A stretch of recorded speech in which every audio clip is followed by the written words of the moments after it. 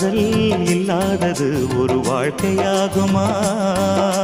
கண்கள் இல்லாமலே ஒரு காட்சி தோன்றுமா? பெண்ணை தொடாதது ஒரு பெருமையாகுமா? முத்தம் சிந்தாமலே அது முழுமையாகுமா? முழுமையாகுமா? காதல் இல்லாதது ஒரு வாழ்க்கையாகுமா? கண்கள் இல்லாமலே ஒரு காட்சி